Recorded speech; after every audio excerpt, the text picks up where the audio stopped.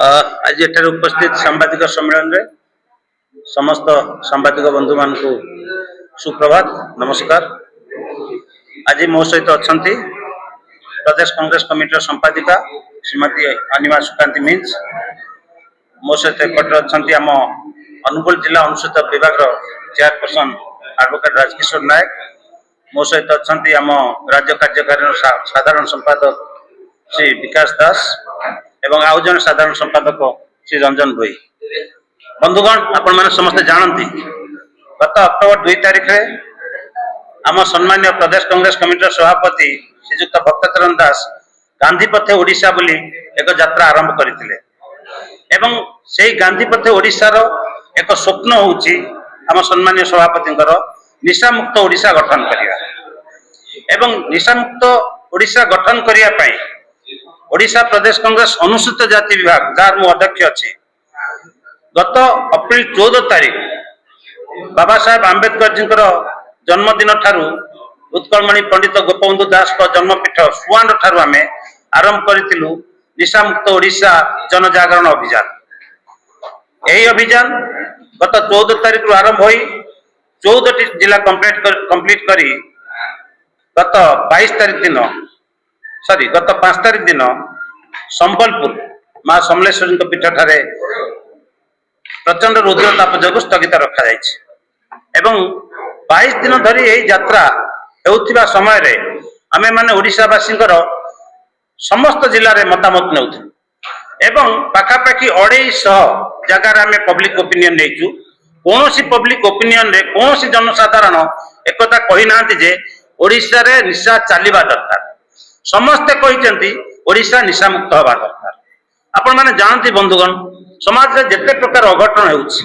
हत्या कहतु लुंठन कहतु नारी प्रति व्यभिचार कहतु घर हिंसा कहतु कि सड़क दुर्घटना कहतु सर्वेक्षण जना पड़ी शतकड़ा 80 रु 85 भाग अघटन मूल कारण निशा अटे एवं निशा जदि एते मारात्मक जिनिस निशार भयावहता जदि एते मारात्मक तेरे ओडिशा सरकार जो सरकार निर्वाचन पूर्व तार निर्वाचन संकल्प पत्र रे 4.5 कोटी ओडिया को प्रतिश्रुति देइतिला जे डबल इंजिन सरकार हेले ओडिशा निशामुक्त राज्य भाव घोषित हो। दुखर कथा 2 वर्ष पूरिया पई जाउची ओडिशा सरकार ओडिशा को निशामुक्त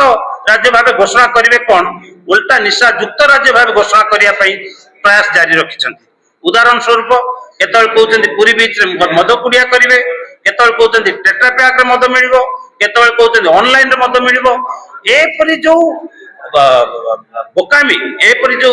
मूर्खता ओडिशा सरकार करूचंती एवं ओडिशा वासियों पई एपरि जो क्षतिकारक काम मान करूचंती कार्य मान करूचंती सेति पई ओडिशा प्रदेश कांग्रेस सम्माननीय सभापति संपूर्ण भाव चिंताग्रस्त एवं ओडिशार 4.5 कोटी ओडिया यह एक दुर्भाग्यजनक निष्पत्ति तेणु सरकार चाप पकड़ा 4.5 कोटी ओडिया को सचेतन करने आमे माने निशा मुक्त ओडिशा जनजागरण अभियान आरंभ करूँ। वर्तमान संबलपुर पाखु आम तक सारी सामयिक विराम देचु प्रचंड रुद्रताप टिके खरा कमिले ग्रीष्म कमिले आम पुणी थे आउ जो 16 जिला रहा से जिला गस्त करी समस्त 314 ब्लॉक को गस्त करी 4.5 कोटी ओडिया को सचेतन करूँ एवं से आपण मानकर समर्थन आपण मानकर सहयोग आम भिक्षा करुचु जेमिति ओडिशा आगामी दिन में आमर उत्तरदायित्व जेमिति एक सुस्थ समृद्ध एवं विकसित ओडिशार सारथी साजिबे ना कि बीजेपी सरकार जो करुची एमिति जदि जारी रहे आगामी 20-25 वर्ष रे ओडिशार आगामी पीढ़ी नसेड़ी होगी रास्ता बुलिबो ए प्रकार परिस्थिति न आसू आम मान को समस्त सुधरवा पड़ो एथिरे दल मत निर्विशेष मीडिया बंधु माने सामाजिक गणमाध्यम बंधु माने बुद्धिजीवी माने समस्त सहयोग आम कामना कर आपण मान समस्त धन्यवाद।